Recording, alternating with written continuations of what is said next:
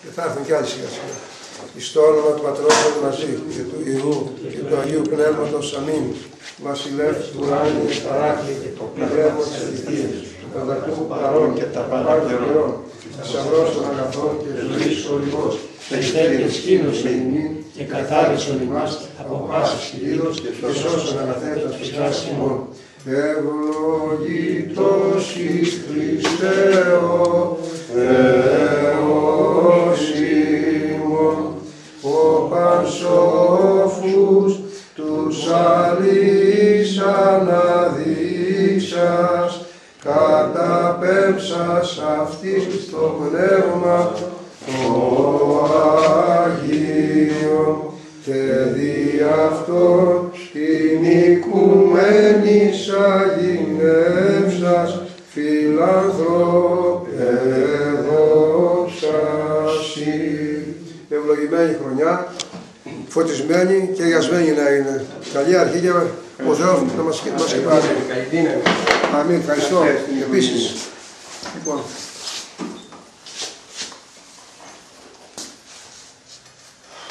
η Εκκλησία μας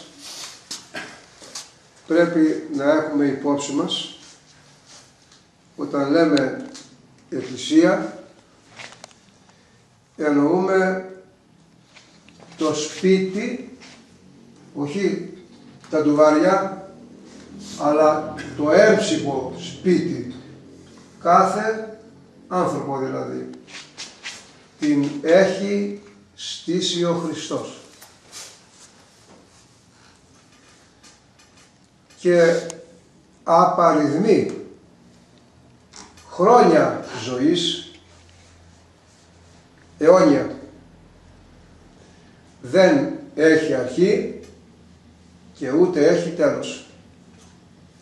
Γιατί κεφαλή της είναι ο ίδιος ο Χριστός. Και συνεπώς εμείς εδώ στη γη είμαστε μέλη του σώματος της Εκκλησίας, μέλη του σώματος της Εκκλησίας. Και επίσης όσοι έχουν εν κυρίω φύγει από τον κόσμο αυτό και έχουν μεταστεί, αλλάξει θέση από εδώ ψηλά στον ουρανό, είναι τα άλλα μέλη της Εκκλησίας που βρίσκονται μέσα σε δόξα και τιμή. Η Εκκλησία μας λοιπόν έχει προορισμό να ζήσει εις αιώνα αιώνος. Και τι λέει? Και της βασιλείας αυτού ουκέστε τέλος. Έτσι ομολογούμε στο σύμβολο της πίστεως. Η πορεία της Εκκλησίας μέσα στους αιώνες, η πορεία της Εκκλησίας μέσα στους αιώνες ήταν άλλοτε μέσα από θαλασσοταραχή, ώρα καλή σαν εκείνοι που έζησαν οι μαθητές του Χριστού όταν ταξίδευαν στη θάλασσα και τους έπιασε ταρακούνημα, χανόμαστε Κύριε. Και βέβαια ο Κύριος σταμάτησε να θαλασσοταραχή. Έτσι και η Εκκλησία, το σκάφος της Εκκλησίας, κλειδονίζεται, κουνιέται από τα κύματα, μέσα στο σκάφος είμαστε εμείς. Γιατί αυτοί που έχουν φύγει και είναι μέλη της Εκκλησίας, είναι εν δόξη και τιμή ψηλά εκεί που είναι. Γιατί εκεί δεν υπάρχει ταρακούνημα, εκεί ου έστι πόνος, ου λύπη, ου στεναχώς. Δεν υπάρχει ψηλά εκεί τίποτα. Και βέβαια Ο προορισμός μας είναι να περάσουμε διαμέσου ύδατος, τρικυμίας και πυρός και φωτιάς. Και μέσα από αυτά θα μας βγάλει ο Κύριος σε αναψυχή και θα μας χαρίσει αυτό που ονομάζεται χώρα ζώντων, τη δική του ζωή, την ατέρμονα, την ατελείωτα και τελεύθερη. Αν με τη λογική μας κάνουμε ένα ταξίδι για να φτάσουμε να δούμε την εκκλησία, την ορατή, αυτή στην οποία είμαστε εμείς τώρα, κάποτε άλλοτε ήσαν άλλοι και αυτοί ζούσαν στη γη και παραπέρα άλλοι και παραπέρα άλλοι, θα δούμε ότι δεν υπήρξε περίοδος της εκκλησιαστικής ιστορίας που να μην κουνήθηκε η Εκκλησία, να μην ταρακουνήθηκε. Λέγει ο Ιερός Χρυσόστομος, κουνιέται για τα καλά η Εκκλησία, κλειδονίζεται, αλλού καταποντίζεται. Κουνιέται, αλλά δεν βουλιάζει να καταποντιστεί. Οι πατέρες της Εκκλησίας αναφέρουν τον κατακλυσμό του Νοέ, που η οικογένειά του και ό,τι άλλο έβαλε μέσα επέζησε μέσα από ένα πρωτοφανή κατακλυσμό που έπληξε τα πάντα στο χώρο εκείνο που έγινε ο κατακλυσμός. Όμως μέσα από εκείνο τον κατακλυσμό σώθηκαν ψυχές, αυτές που δεν είχαν λερωθεί όπως η υπόλοιπη κοινωνία. Σώθηκαν ψυχές και βγήκαν από την Κιβωτό για να συνεχιστεί η πορεία της ζωής της Εκκλησίας, η ορατή επί της γης. Δεν διαφέρουν τα χρόνια, κύλησαν τα χρόνια, ήρθαν οι προφήτες π.Χ., ήρθαν οι προφήτες και κήρυξαν τον ερχομό του Ιησού Χριστού. Τον ερχομό του Ιησού Χριστού το κήρυξαν οι προφήτες. Κανένας από τους προφήτες δεν έφυγε από τον κόσμο ειρηνικά. Άλλος από μαχαίρι, άλλος από βόθρο που το ρίξανε, άλλος από φωτιά. Μία ποικιλία βασανισμών πέρασαν οι προφήτες. Οι απεσταλμένοι προφήτες από τον Θεό. Οι κεφαλές της Εκκλησίας, της τότε Εκκλησίας, γνώριζαν να αγωνίζονται, γνώριζαν να θυσιάζονται για το ποιμνιό τους. Και θυσιάζονταν και θυσιάστηκαν όλοι οι προφήτες. Μέχρι που θα φτάσουμε στα σύνορα που τελειώνουν οι προφήτες της Παλαιάς Διαθήκης και αρχίζουν της Καινής Διαθήκης, με πρώτο τον Ιωάννη τον πρόδρομο. Ο Ιωάννης ο πρόδρομος, όλοι γνωρίζουμε ότι θαυματουργικά σώθηκε από το χέρι του Ηρώδη. Όταν ο Ηρώδης έδωσε διαταγή να σφαχτούν τα νήπια μόλις άκουσε ότι ήρθε ο Χριστός στον κόσμο, φρόντισε ο Κύριος που ήταν βρέφος, αλλά ήταν Θεός όμως, να μεταφερθεί στην έρημο να διαφυλαχθεί από το μαχαίρι του Ηρώδη. Από το μαχαίρι του Ηρώδη. Και ο Ιωάννης, όπως και οι προγενέστεροι προφήτες, και ο Ιωάννης, όπως και οι προγενέστεροι προφήτες, έφυγε από τον κόσμο από μαχαίρι, από το τσεκούρι του Ηρώδη. Από το τσεκούρι του Ηρώδη. Είναι ο προφήτης που αποτελεί την κορυφή των προφητών. Είναι η κορυφή των προφητών. Γιατί άπλωσε το χέρι του και βάφτισε τον Μεσσία, τον Υιό του Θεού, που έγινε άνθρωπος. Ακούμπησε το κεφάλι του, το χέρι του στο κεφάλι του δεσπότου μας του Χριστού. Είναι αυτός ο Ιωάννης που το κακό, που το βλέπουμε και σήμερα να οργιάζει, στη μορφή αυτή που το έριξε ο Ιωάννης, είδε να έχει ο Ηρώδης τη γυναίκα του αδελφού του, όχι τη γυναίκα του, τη γυναίκα του αδελφού του, του Φιλίππου,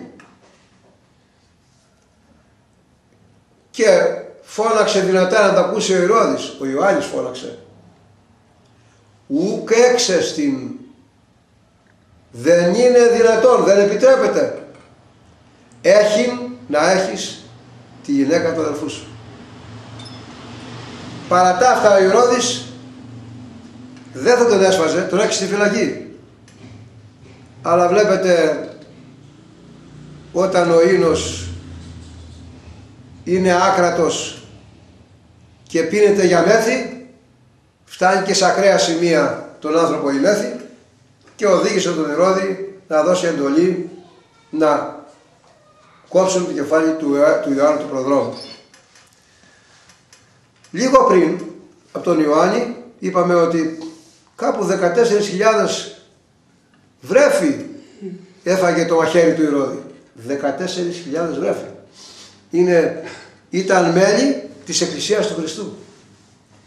Ήταν τα αγγελουδάκια εκείνα που από το μαχαίρι του Ηρώδη παρέδωσαν το πνεύμα τους στην αγκαλιά του Κυρίου μας Ιησού Χριστού. Ένθα που και στη πόνος που λείπει ο στεναγός, αλλά εν χώρα ζώντων. Είναι μέλη της Εκκλησίας σήμερα, της Εκκλησίας του ουρανού, που όπως λέει η διδασκαλία της Εκκλησίας μας, αυτή η Εκκλησία που είναι στον ουρανό είναι η θριαμβεύουσα Εκκλησία. Η θριαμβεύουσα, αυτή που πολέμησε το κακό, έκανε τη θυσία της ηλικής ζωής και αγκάλιασε μια για πάντα την ζωή, την άθατη, την αιώνια, αυτή που δεν έχει τέλος, και της βασιλείας αυτού που και στο τέλος. Μετά του Κυρίου τη Σταύρωση, που και ο ίδιος από το ίδιο μαχαίρι πέρασε,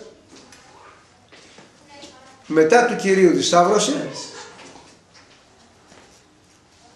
ακολουθεί μία σειρά χρόνων, περίπου 3 αιώνων, και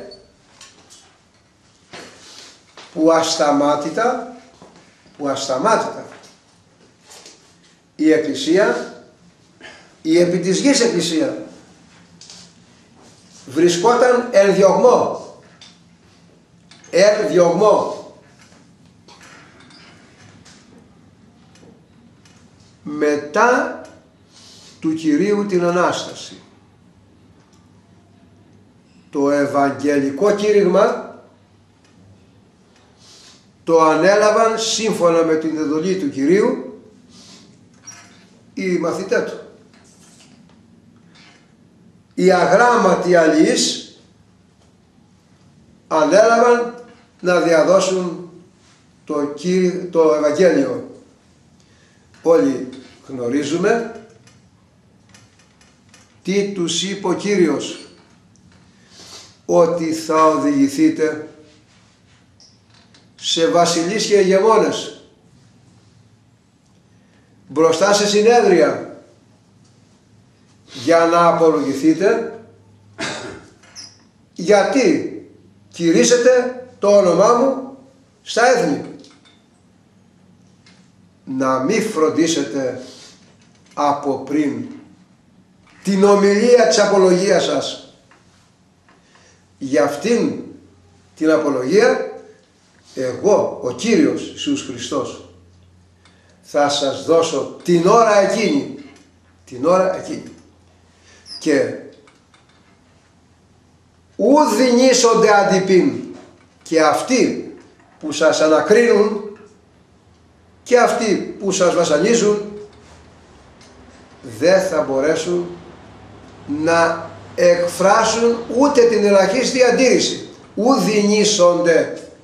δυνήσονται, δεν θα μπορέσουν αντιπίν να πούν λόγο αντίθετο. Σε ποιους? Στους ξυπόλυτους, στους κουρελίδες, στους πεινασμένους ψαράδες. Στους πεινασμένους. Και τι λέει ο Απόστολος Παύλος? Και πεινόμεν και διψόμεν και γυμνητεύομεν και πεινάμε και διψάμε και γυμνοί είμαστε και κολαφιζόμεθα και τρώμε κάθε μέρα και δεν μπορούν να μας κάνουν τίποτα. Δεν μπορούν να μας κάνουν τίποτα. Πολλές φορές ο Απόστολος Παύλος, του οποίου η ζωή ήταν μία τρικυμία καθημερινή, έφτασε στο σημείο ο Απόστολος Παύλος να λέει: τώρα τελειώνει η ζωή μου. Τώρα τελειώνει η ζωή μου. Και ενώ έβλεπε το τέλος του, όπως ο ίδιος αναφέρει, το χέρι του Κυρίου τον έβγαζε από το λάκκο από μέσα και του έλεγε: όχι, δεν τελείωσες, θα συνεχίσεις. Και συνέβαινε αυτό, λέει ο Απόστολος Παύλος, κάθε μέρα να αισθάνομαι το τέλος της ζωής μου, για να δω και να καταλάβω καλά σαν άνθρωπος ότι ούτε μια μύγα δεν μπορώ να κουνήσω και ότι αυτό τον όγκο που λέγεται θάνατος, που τον βλέπω πάνω μου να με πατάει, να μην μπορεί να με πατήσει. Ότι είναι έργο του Κυρίου. Ή να μη παραριόμεν. Ή να μη παραριόμεν. Ή να μη παραριόμεν. Το είπα 3 φορές για να το εξηγήσω τώρα. Με έβγαζε από το αδιέξοδο, όπως έβλεπα εγώ με τα δικά μου μάτια, από το αδιέξοδο, να το προσέξουμε το πράγμα που το τονίζω, για να μην απελπίζομαι, για να βλέπω ότι είναι μέσα στο αδιέξοδο αυτός για να με βγάλει και όχι δική μου δύναμη.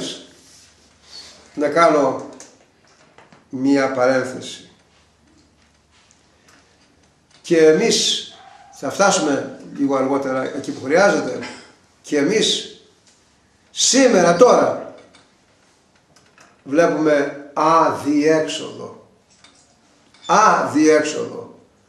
Δηλαδή μπροστά μας να μην υπάρχει διέξοδος από την κρίση, από τα επιστημονικά του διαβόλου μεθοδευμένα, για να μπορέσουν να μας κάψουν και να μας πάρουν ό,τι έχουμε μέσα μας.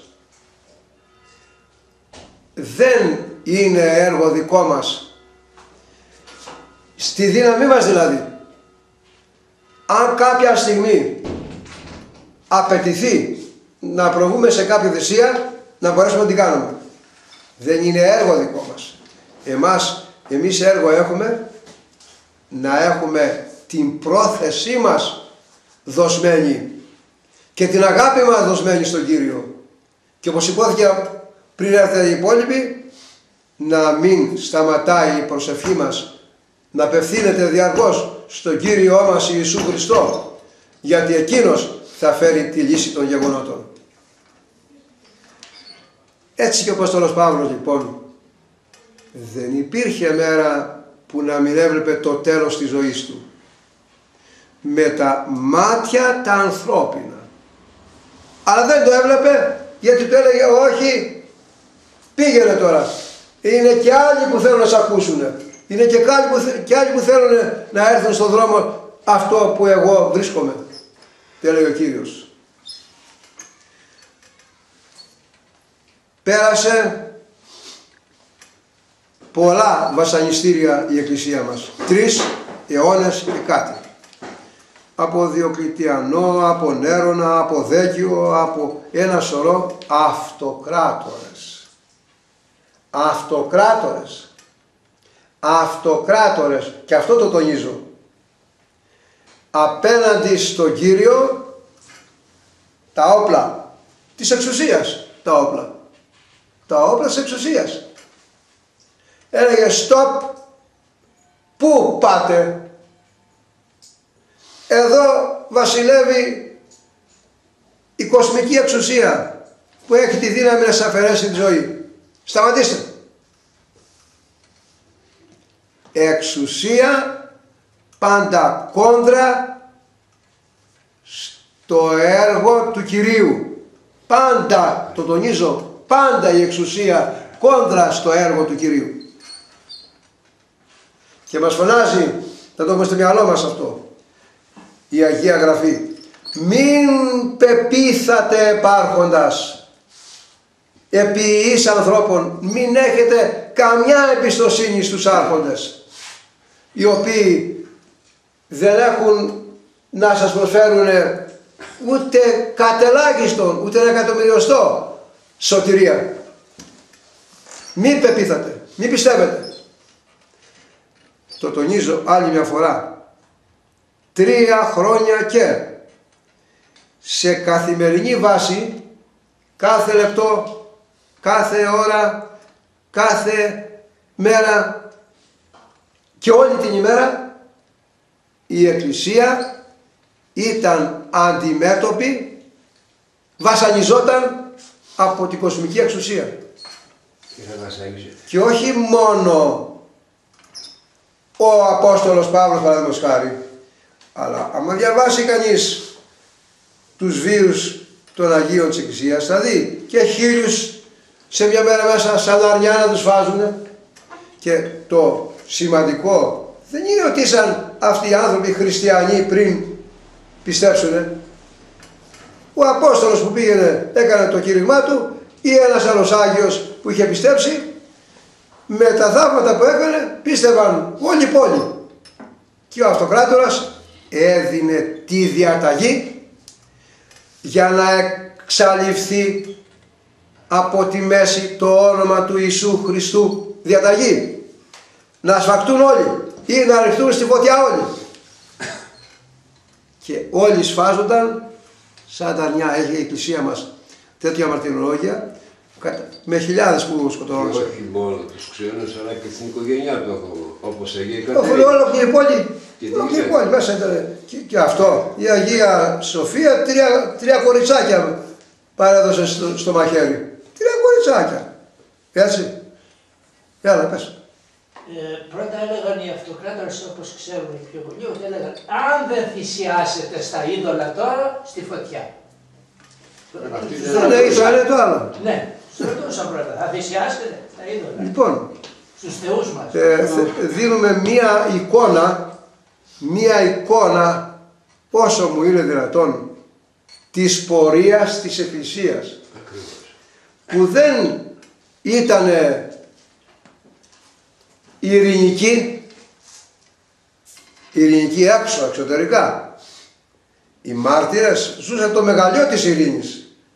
Δεν ήταν δυνατόν να μην ζεις κάποιο μεγαλείο μέσα σου, να το αισθάνεσαι. Αν δεν το ζεις, δεν πέφτει στη φωτιά. Αν δεν ζεις τη δόξα του ουρανού, δεν λες, θα αφήσω εγώ τη γη με τις ομορφιές. Δεν το λες εκείνο το πράγμα.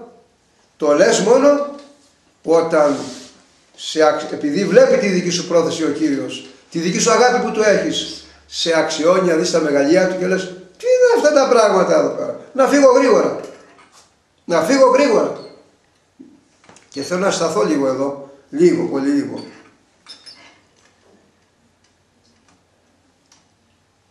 Λέτε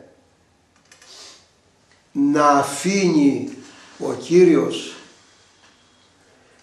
τα αδέρφια του, γιατί είμαστε αδέρφια του κατά χάρη, χωρίς να δίνει τόση μυρωδιά του παραδείσου και αυτοί να πορεύονται με τη δική τους δύναμη. Όχι, λέει ο Απόστολος Παύλος, ευωδία πνευματική σκορπίζει ο Κύριος εκείνους που τον αγαπάνε.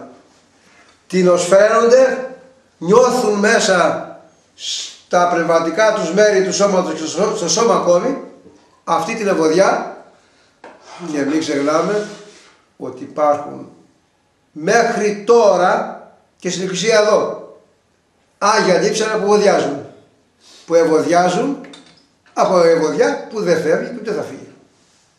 Είναι η ευωδιά η ουράνια, αυτή που κουβαλούσε ο Άγιος μέχρι να θυσιαστεί και μετά. Και λένε στο Παΐσιο, γέροντα, γιατί δεν καταλαβαίνουμε όλη την ευωδιά αυτή. Λέει, σε αυτός που δεν έχει ανάγκη, λέει, για να πιστέψει, παραχωρεί, λέει, μην το βλέπει για να μην πάρει και εγωισμό επάνω του, λέει ο γέροντας Παΐσιος. Στον άλλο που βλέπει ότι κυνηγάει τη σωτηρία του και δεν έχει βρει ακόμα, παραχωρεί να μυρίσει το Άγιο Λείψανο πολύ, να του φάει τη μύτη για να πει, να πιστέψω τώρα από εδώ και πέρα πιο δυνατά ακόμη. Γι' αυτό λέει σε άλλους μυρίζει και σε άλλους δεν μυρίζει ο Πατέρ Παΐσιος. Λοιπόν, δίνει, επαναλαμβάνω, τη μαρτυρία, την απόδειξη ο Κύριος ότι ζει με τον δικό του τρόπο. Να ξέρουμε ένα πράγμα, και αυτό θα το πω να το καταλάβουμε. Είτε αμαρτάνουμε, είτε έχουμε πνευματική πρόοδο, μας επιτρέπει να ζήσουμε κάποιες αρετές, κάποια καλά στη ζωή, πνευματικά εννοώ, δεν το αντιλαμβανόμαστε. Γιατί λέει ο Πατέρ Παΐσιος, αν επέτρεπε ο Κύριος να δούμε πόσο μεγάλη είναι η αμαρτία που κάνουμε, θα τρελαθούμε. Δεν σηκώνεται κάτι. Άλλωστε αυτός τη σήκωσε, ο Έρων, την αμαρτία του κόσμου. Δεν τη σηκώνουμε με τίποτα την αμαρτία. Και εμείς παίζουμε με την αμαρτία. Παίζουμε με την αμαρτία. Λέει, ο Έρων την αμαρτία του κόσμου είναι ο Κύριος. Και αντίστροφα, το πόσο έγλη, πόση δόξα, πόση ομορφιά έχει μία αρετή, ας πούμε, η ελεημοσύνη, δεν το καταλαβαίνουμε πάλι. Γιατί δεν το αντέχουμε. Εμείς είμαστε φτιαγμένοι να σηκώσουμε ορισμένα βάρη. Την αρετή όπως είναι δεν μπορούμε να τη σηκώσουμε. Την αμαρτία όπως είναι δεν μπορούμε να τη σηκώσουμε. Αν αφαιρεθεί η αμαρτία και υπάρχει διωγμός, δεν καταλαβαίνει από διωγμό ο πιστός. Αν υπάρχει αμαρτία και δεν υπάρχει αρετή και έρθει διωγμός, τα παραδίνει τα όπλα από πριν. Πριν φτάσει εκεί να πει, ξέρεις, εγώ δεν πιστεύω, από πριν τα έχει παραδώσει τα όπλα. Ο Κύριος είπε, μην νοιαζόσαστε την ώρα εκείνη, εγώ θα σας δώσω τη δύναμη. Εγώ θα δώσω τη δύναμη. Έχει σημασία ο λόγος του Κύριου. Εγώ θα σας δώσω τη δύναμη. Σκεπτόμαστε κάποιες ημέρες δύσκολες και τρέμουμε. Λογικό, φυσιολογικό είναι αυτό. Αλλά εάν μη Κύριος οικοδομήσει οίκον, Αν δεν το χτίσει το σπίτι ο Κύριος, αυτοί που το χτίζουν, όσοι και το χτίζουν, δεν θα σταθεί όρθιο το σπίτι. Μα την εκοπίασαν οι οικοδομούντες. 3 αιώνες λοιπόν περάσανε με σκληρούς, πάρα πολύ σκληρούς διωγμούς. Σταμάτησαν στην περίοδο του Αγίου Κωνσταντίνου. Αυτός εξέδωσε ένα διάταγμα και είπε stop, επίσημη θρησκεία ο Χριστός, η πίστη του Ιησού Χριστού. Και όσοι θέλουν να είναι ειδωλολάτρες. Ήταν επίσημη θρησκεία. Όμως κάπου στην Αγία Αποκάλυψη μέσα αναφέρεται, μπορεί να σταμάτησε μετά τον Άγιο Κωνσταντίνο, σταμάτησε να διωγμή. Αυτό δεν σημαίνει ότι η Εκκλησία δεν είχε αντίσταση. Πάντα υπήρχαν οι δυνάμεις του κακού και πάντα υπάρχουν και θα σταματήσουν να υπάρχουν, να πολεμάνε την Εκκλησία.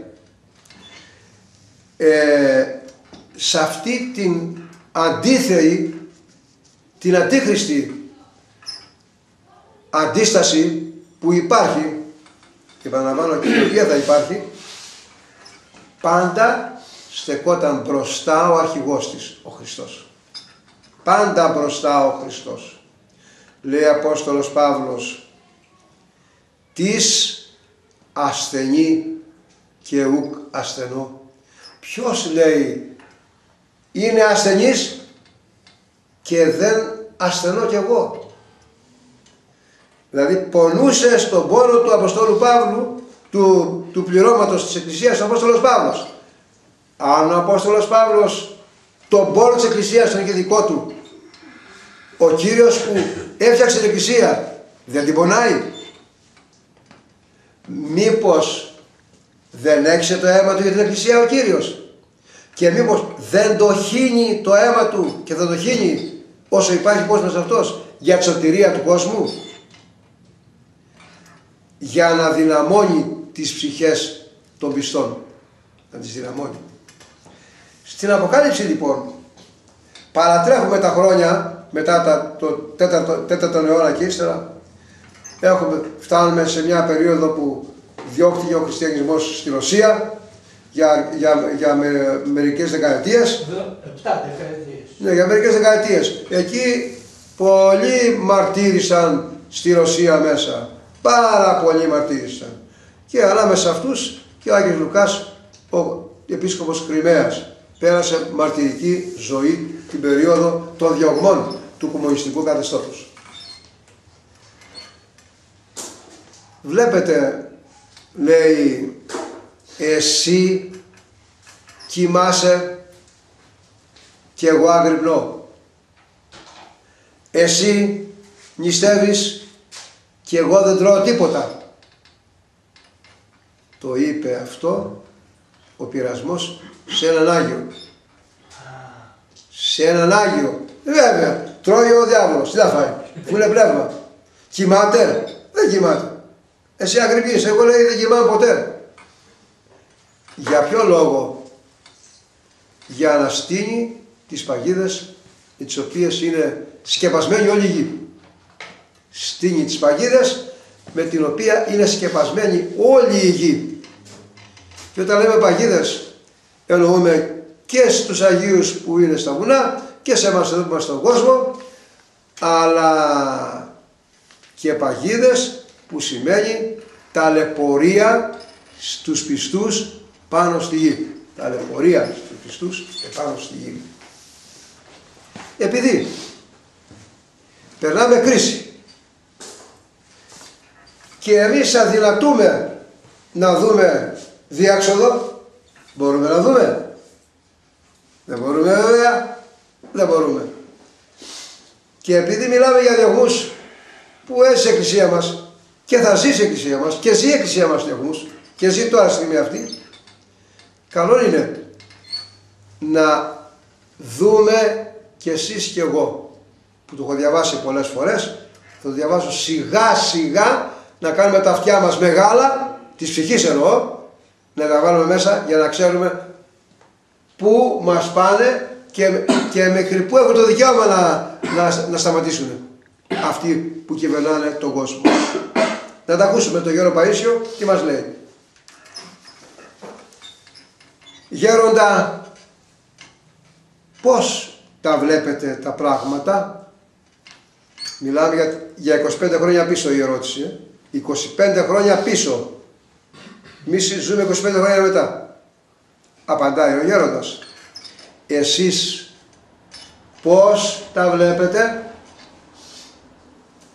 Εμείς τι να πούμε, γέροντα? Εσείς να μας λέγατε. Μιλάμε, επαναλαμβάνω, 25 χρόνια πίσω. Η ησυχία που επικρατεί, τότε ήταν ησυχία. Με ανησυχεί. Κάτι ετοιμάζεται. Δεν έχουμε καταλάβει καλά σε τι χρόνια ζούμε. Ούτε σκεφτόμαστε ότι θα πεθάνουμε. Δεν ξέρω τι θα γίνει. Πολύ δύσκολη κατάσταση. Η τύχη του κόσμου κρέμεται από τα χέρια μερικών. Αλλά ακόμη ο Θεός κρατάει φρένο. Αυτό να το προσέξουμε. Μιλάει για την τύχη του κόσμου που κρέμεται από τα χέρια μερικών. Αυτό σημαίνει δηλαδή, αν σταματήσει το φρένο ο Κύριος, γίνεται μπαμ και η ανθρωπότητα πάει περίπατο. Και μένουν αυτό που λέει προφητείες, 5-10 άτομα που είναι η γη δική τους ολόκληρη. Προχωράνε παραπέρα. Χρειάζεται να κάνουμε πολύ προσευχή. Με πόνο. Για να βάλει ο Θεός το χέρι του. Να το πάρουμε στα ζεστά. Και να ζήσουμε πνευματικά. Είναι πολύ δύσκολα τα χρόνια που έρχονται. Έχει πέσει πολύ στάχτη. Το καταλαβαίνετε αυτό? Τη στάχτη που ρίχνουν κάθε μέρα. Από τότε είχε πέσει, λέει, πολύ στάχτη. Σαβούρα αδιαφορία στα μυαλά του κόσμου. Από τις τηλεοράσεις, από τις εφημερίδες, από τα μέσα επικοινωνίας. Λοιπόν, θέλει πολύ φύσιμα για να φύγει η στάχτη. Οι παλιοί έλεγαν ότι θα έρθει η ώρα που θα κλωτσίσουν οι άνθρωποι. Πετάνε τους φράκτες. Προσέξτε το αυτό. Πετάνε τους φράκτες. Δεν υπολογίζουν τίποτα οι άνθρωποι. Είναι φοβερό. Έγινε μια Βαβυλωνία.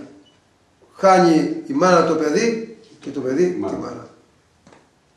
Να κάνουμε προσευχή, να βγουν οι άνθρωποι από αυτή τη Βαβυλωνία. Διαβάστε την προσευχή των 3 παιδών. Με στην Αγία Γραφή. Να δείτε με πόση ταπείνωση προσεύχονταν οι 3 παιδες. Και τον 82ο ψαλμό, 82 ψαλμό, το ψαλτήρι. Ο Θεός της ομοιωθείς ετέσι μη συγγύσεις. Θα το εξηγήσω. Σε μια περίοδο σαν τη δική μας, που όλα είναι σκοτεινά και τα σκιάζει η φοβέρα και η σκλαβιά,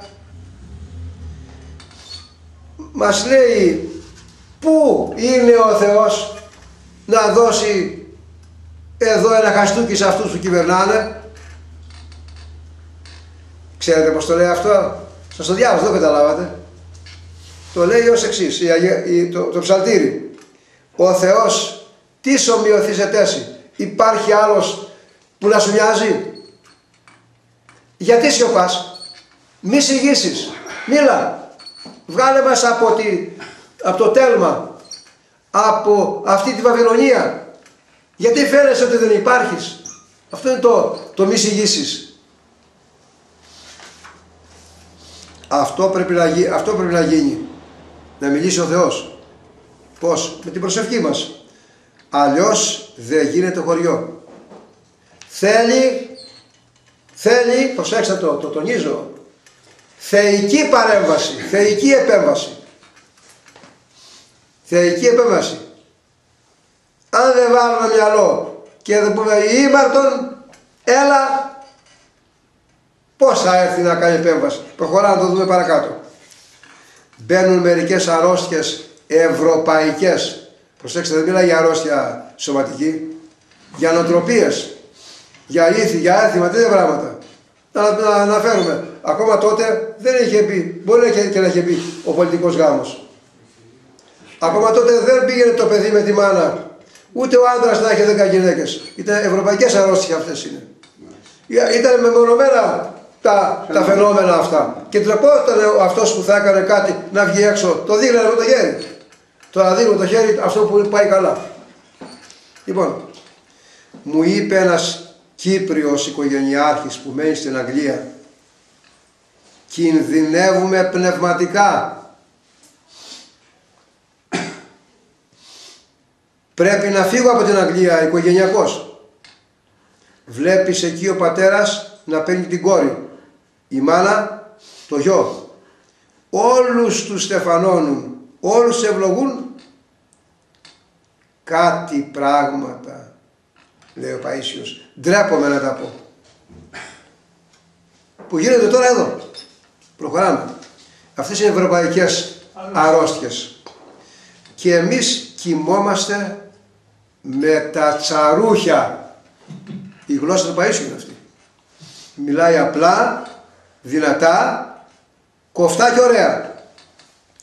Δεν λέω να πάρουμε πλακάτ, αλλά να στρέψουμε την προσοχή μας στο μεγάλο κίνδυνο που περιμένουμε. Τα βλέπε ο γέροντας όλα.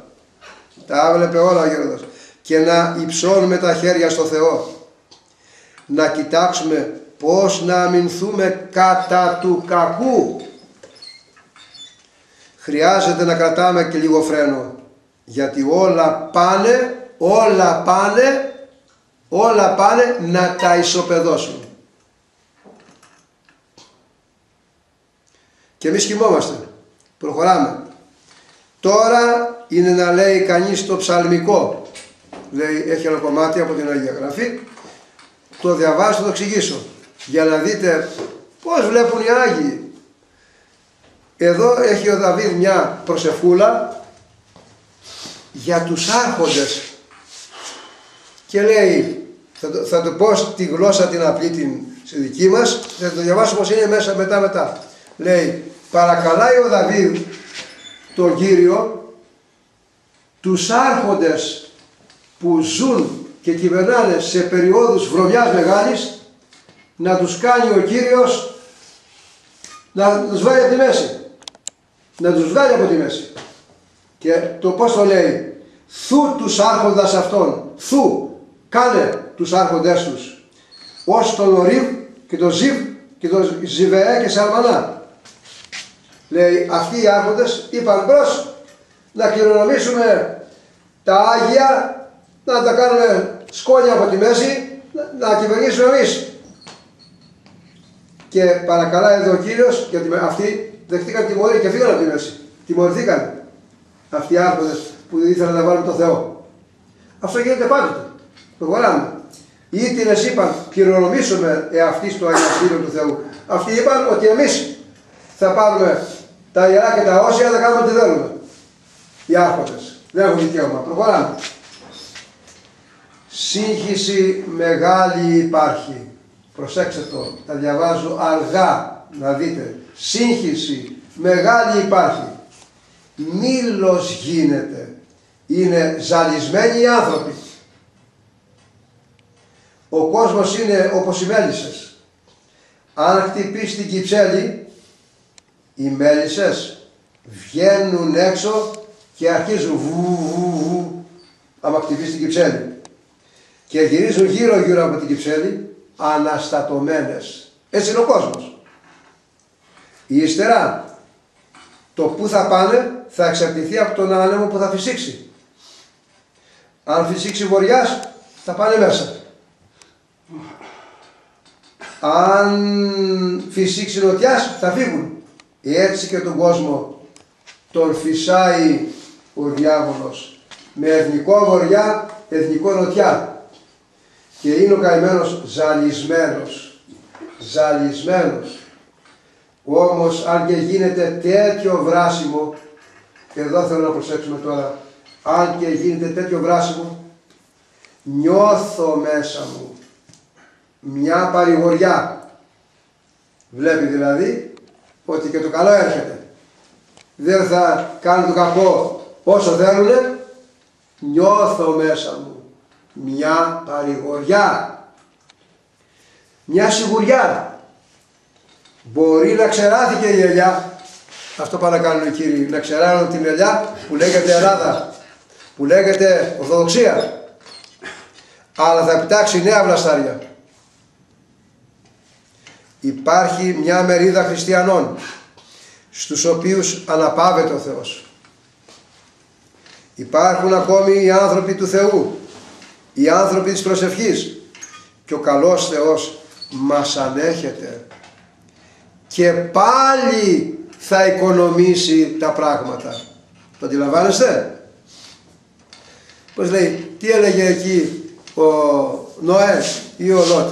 Αν είναι 40 θα καούνε. Ο Νόε. Αν είναι 40 θα καούνε? Όχι. Αν είναι 20, όχι. Έφτασε στους 5. Ναι. Λοιπόν, λίγοι ήσαν. Ναι. Λοιπόν, λέει ο Παΐσιος, υπάρχουν και αυτοί που θα σηκώσουν την Ελλάδα στην πλάτη τους με την προσευχή τους. Δεν υπάρχει, όσο αδιέξοδος κι αν είναι, όσο σκοτάδι κι αν φαίνεται, σκοτάδι μπροστά του ενός ανθρώπου τη δυνατή προσευχή. Στου ενός ανθρώπου. Φαντάζομαι να είναι παραπάνω. Τώρα συγχωρέστε με. 2 Απόστολοι στη φυλακή μέσα. 5 άτομα σε ένα σπίτι τα πρώτα αποστολικά χρόνια. Κάνουν προσευχή, γίνεται σεισμός, στη φυλακή ανοίγουν οι πόρτες, φεύγουν οι φυλακισμένοι με την προσευχή. Αυτά είναι της προσευχής τα αποτελέσματα. Δεν είναι ανθρωπίνης δυνάμεως. Ο άνθρωπος έχει από το Θεό τη δυνατότητα, με τη δύναμη του Θεού, γιατί μόνος του δεν κάνει τίποτα, να κάνει το καλό όσο δύσκολο κι αν είναι. Όσο δύσκολο κι αν είναι. Λοιπόν, αυτοί οι άνθρωποι της προσευχής μας δίνουν ελπίδα. Μη φοβάστε. Περάσαμε σαν έμπρος τόσες μπόρες και δεν χαθήκαμε. Προσέξτε το αυτό. Σαν έμπρος τόσες μπόρες. Μας ανακατεύουν με μαύρους, με άσπρους, με κίτρινους, με ένα σωρό. Δεν θα κάνουν αυτό που θέλουν.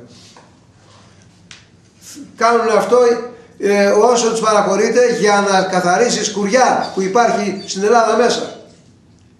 Η φωτιά καθαρίζει το χρυσάφι από άλλα μείγματα. Έτσι είναι. Λοιπόν, και δεν καθήκαμε και θα φοβηθούμε τη θύελλα που πάει να ξεσπάσει. Μιλάμε, τα λέει πριν 20 χρόνια αυτά. Ούτε τώρα θα καθούμε. Ο Θεός μας αγαπάει. Ο άνθρωπος εκεί μέσα του κρυμμένη δύναμη για ώρα ανάγκης. Ο άνθρωπος έχει μέσα του κρυμμένη δύναμη για ώρα ανάγκης. Δεν το καταλαβαίνω αυτό το πράγμα. Κρυμμένη είναι η δύναμη, την έχει δώσει μέσα μας, την έχει, για ώρα ανάγκης. Θα είναι λίγα τα δύσκολα χρόνια. Προσέξτε το. Θα είναι λίγα τα δύσκολα χρόνια. Μια μπόρα θα είναι. Μια μπόρα θα είναι. Αυτός τα έβλεπε τότε, αυτά που γίνονται τώρα. Να γίνονται, όχι φαντασία, θέλουν να γίνει και τα περιγράφει. Μια μπόρα θα είναι. Δεν σας λέω αυτά για να φοβηθείτε, τα λέγε τότε, γίνονται τώρα. Αλλά για να ξέρετε πού βρισκόμαστε. Για μας είναι μια μεγάλη ευκαιρία, ένα πανηγύρι δυσκολίες, για τους μοναχούς εννοείται, για τους ανθρώπους προσευχής. Όχι τους ανθρώπους που κάθε πίνουν το καφέ τους ξάπλα, το τσιγάρο τους ξάπλα κλπ. Και δεν σου λέει, βαριέσαι, έχω να φάω εγώ σήμερα. Ας καίγεται το άλλο το σπίτι. Όχι. Όχι. Λοιπόν, τη χαρά που ζει εκείνος που δοκιμάζεται και είναι κοντά στον Χριστό, δεν την καταλαβαίνει ο άλλος με τίποτα. Σου λέει, μα αυτό, να αυτό. Εσύ που δεν το καταλαβαίνεις ποτέ και δεν το καταλάβεις, γιατί δεν ξέρεις τι είναι η δύναμη του Χριστού, ποτέ δεν το καταλάβεις. Προχωράμε. Αυτό που θα βοηθήσει πολύ είναι να μπει μέσα μας η καλή ανησυχία. Η καλή ανησυχία. Πού βρισκόμαστε, τι θα συναντήσουμε για να λάβουμε τα μέτρα μας και να ετοιμαστούμε. Η ζωή μας να είναι πιο μετρημένη. Βλέπετε, εμείς περάσαμε τα όρια του μέτρου ή όχι. Γι' αυτό φτάσαμε εδώ πέρα. Πιο μετρημένοι.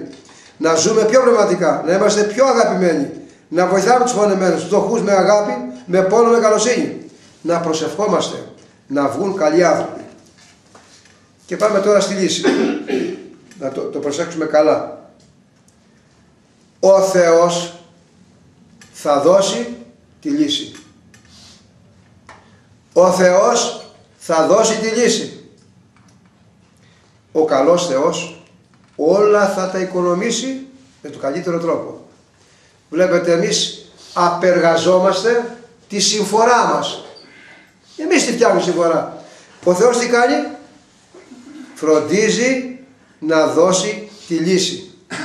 Αλλά χρειάζεται πολύ υπομονή και προσοχή. Γιατί πολλές φορές με το να βιάζονται οι άνθρωποι, να ξεμπλέξουν τα κουβάρια, να βιάζονται, τα μπλέκουν περισσότερο. Ο Θεός με υπομονή τα ξεμπλέκει. Και θα πάει πολύ αυτή η κατάσταση. Θα πάρει σκούπα ο Θεός. Θα πάρει σκούπα ο Θεός. Θα πάρει σκούπα, μιλάει με ανθρώπινα μέτρα, θα το καταλάβετε τώρα ο Θεός.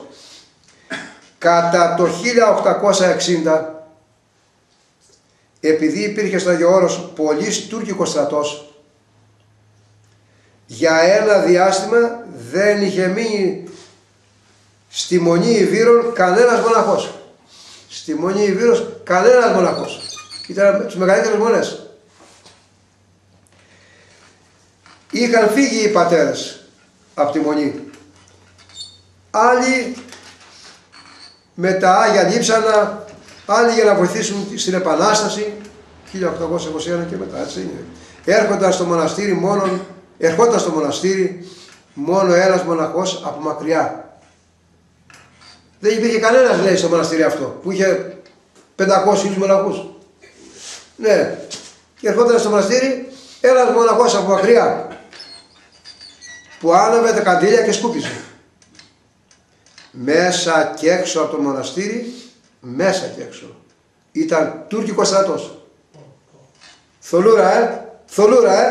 Θολούρα, σκοτάδι, αδιέξοδος. Τουρκικός στρατός. Και αυτός ο καημένος σκούπιζε την εκκλησία και έλεγε, Παναγιά μου, τι θα γίνει με αυτή την κατάσταση? Το λέμε κι εμείς. Το λέμε? Το λέμε. Μια φορά που προσευχόταν με πόνο στην Παναγία, με πόνο, βλέπει να το πλησιάζει μια γυναίκα. Ήταν η Παναγία που έλαμπε και το πρόσωπό της ακτινοβολούσε. Του παίρνει τη σκούπα από το χέρι και του λέει, εσύ δεν ξέρεις να σκουπίζεις καλά. Εσύ δεν ξέρεις να σκουπίζεις καλά. Εγώ θα σκουπίσω. Και άρχισε να σκουπίζει. Ύστερα εξαφανίστηκε μέσα στο ιερό. Σε 3 ημέρες έφυγαν όλοι οι Τούρκοι. Τους έδιωξε η Παναγία. Στο αδιέξοδο μιλάει ο Θεός. Του μιλάμε, Παναγία μου, τι θα γίνει? Πόναγε ο άνθρωπος. Άμα δεν πάρουμε μια τέτοια θέση να πονάμε και αν δεν το καταλαβαίνουμε, δώσε μας, Κύριε, να καταλάβουμε τι σημαίνει αυτό που πεινάει. Αλλιώς η προσευχή πάει στον αέρα, η προσευχή. Λοιπόν, προχωράμε. Τους έδειξε, λέει, η Παναγία. Ο Θεός ό,τι δεν είναι σωστό θα το πετάξει πέρα. Όπως το μάτι πετάει το σκουπιδάκι. Δουλεύει ο διάβολος. Δουλεύει. Αλλά δουλεύει και ο Θεός. Και αξιοποιεί το κακό ο Θεός. Αυτό το αντιλαμβάνεστε. Αξιοποιεί το κακό. Ποτέ ο Θεός δεν παραχωρεί κάτι που φαίνεται κακό στα μάτια μας για να μην βγει το αντίστοιχο καλό. Δηλαδή τώρα παραχωρεί αυτό. Κάποιοι άνθρωποι που είναι για να ανανύψουν και να πούνε ήμαρτον μετά από ένα μήνα, δύο και να είναι 100, 200, 300, 500. Αυτό θα βγάλει από την παγούρα αυτή ο Θεός. Καλό θα βγάλει. Προχωράω. Ώστε να προκύψει από αυτό καλό. Σπάζουν, προσέξτε το, σπάζουν λογοχάρητα πλακάκια και ο Θεός τα παίρνει και φτιάχνει ένα ωραίο μοσαϊκό. Γι' αυτό μη στεναχωρήσετε καθόλου, διότι πάνω απ' όλα και από όλους είναι ο Θεός. Πάνω από όλα και από όλους είναι ο Θεός, που κυβερνά τα πάντα και θα καθίσει τον καθένα στο σκαμνί για να απολογηθεί για το τι έπραξε. Οπότε και θα το ανταμείψει ανάλογα. Θα αμοιφθούν εκείνοι που θα βοηθήσουν μια κατάσταση και θα τιμωρηθεί αυτός που κάνει το κακό. Τελικά ο Θεός θα βάλει τα πράγματα στη θέση τους. Θα βάλει σκούπα ο Θεός. Εμείς αδυνατούμε. Αυτοί που κυβερνάνε δεν έχουν δικαιοδοσία απόλυτη. Πιόνια είναι, κάνουν αυτό που τους λένε. Λοιπόν, πάνω απ' όλα είναι ο Θεός. Πάνω απ' όλα είναι ο Θεός. Αυτός που μοντάρει τα πράγματα. Αυτός που μοντάρει τα πράγματα.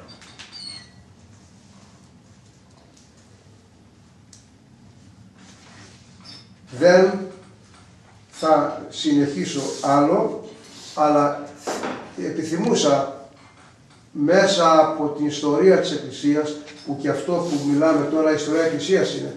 Παιδιά της Εκκλησίας είμαστε τώρα εμείς. Περνάμε κύματα μπόρα. Μπόρα είναι, θα περάσει σύμφωνα με του Παΐσιου την προφητεία που τα είχε τα χρόνια αυτά, δει με τα μάτια του και μας τα γράφει να τα βλέπουμε σήμερα εμείς. Λοιπόν,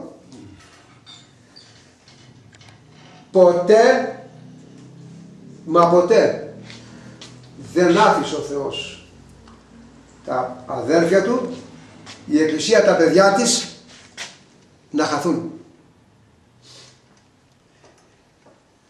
Αυτοί που απεργάζονται το κακό, αυτοί θα χαθούν. Αυτοί που είναι τέλος της Εκκλησίας, τους φυλάει η Εκκλησία. Όπως φύλαγε τον Νόε μέσα στην Κιβωτό από τον κατακλυσμό. Τους φυλάει η Εκκλησία όπως φύλαγε τον προφήτη Ιωνά μέσα στην κοιλιά του ψαριού. Τους φυλάει η Εκκλησία όπως φύλαγε τους 3 παιδες μέσα στο καμίνι που δεν καιγόντουσαν. Καμίνι είναι έξω. Καιγόμαστε. Τι θα γίνει? Ο Κύριος μας φυλάει. Τους φυλάει η Εκκλησία όπως φυλάει το Δανιήλ στον άκρο των Λεόντων. Ζούμε λοιπόν την Εκκλησία μας μέσα από κύματα, μέσα από φωτιά, μέσα από σίδερο, μέσα από εκείνα τα πράγματα. Η Εκκλησία θα νικήσει, αυτοί θα χαθούν. Ούτε αυτοί που κυβερνάνε ενάρμαση, αυτοί με τα άρματα και με τα όπλα. Ούτε, λέει ο Δαβίδ ενίπης, αυτοί πάνω στις δυνάμεις τους, στα άλογά τους δηλαδή. Εμείς όσοι πιστεύουμε εν ονόματι Κυρίου μεγαλυνθισόμεθα, με το όνομα του Κυρίου ημάς Ιησού Χριστού θα δοξαστούμε με τη δική του χάρη και με τη δική του δύναμη. Αμήν. Αμήν. Έχει κάποιος να πει κάτι, κάνω σε ευχή και θα φύγουμε, θα σκοράσω άλλο. Είναι και άλλοι να μας έρθουν, μου έχουν δώσει το λόγο τους, αλλά το έχω ξεχάσει φαίνεται. Καινούργοι. Βλέπετε, είχαμε παλιούς, έχουν φύγει, έχουν πάει ψηλά στον ουρανό, άλλοι είναι άρρωστοι, πρέπει να γίνεται κατάσταση. Λοιπόν, την άλλη Δευτέρα, πάλι 6:30, εδώ πέρα, και άμα αλλάξει η ώρα θα αλλάξουμε και ώρα και εμείς. Αυτό το μισή, 6,5, 7,5 μας μπερδεύει. Πέστε μια ώρα, 6, τάκ, να το ξέρουμε, ή 7, τάκ, ή 8, τάκ, να ξέρουμε, 8, 6, 7, το μισή. Με μπερδεύει εμένα προσωπικά. Θα αλλάξουμε σε δύο φορές ακόμα το πολύ και αλλάζει η ώρα. Θα πάμε 7 με 6 με 7. Έτσι, προσευχή για να φύγουμε. Άγιος ο Θεός, Άγιος ισχυρός, Άγιος θάνατος ελέησον ημάς. Άγιος ο Θεός, Άγιος ισχυρός, Άγιος θάνατος ελέησον ημάς. Άγιος ο Θεός, Άγιος ισχυρός, Άγιος θάνατος ελέησον ημάς. Πάτερ ημών παραγγείς ουρανής, αγιαστεί το όνομά σου, εκφέρε η βασιλεία σου, γεννηθεί το θέλημά σου, ως εν ουρανό και επί της γης. Τον λάδον ημών των επιούσεων, δώσει εμείς σήμερα, και άφεση μην τα οφειλήματα ημών, ως και εμείς αφίεμε τις οφειλέτες ημών, και εμείς ελέγχεις ημάς φιλασμών, αλλά ρίσε ημάς από του ονειρού. Διευχών των Αγίων Πατέρων ημών, Κύριε Ιησού Χριστέ ο Θεός, ελέγχεις τις ώρες του μας. Αμήν. Καλή δύναμη, καλή χρονιά να έχουμε. Καλό χειμώνα. Αμήν. Αμήν.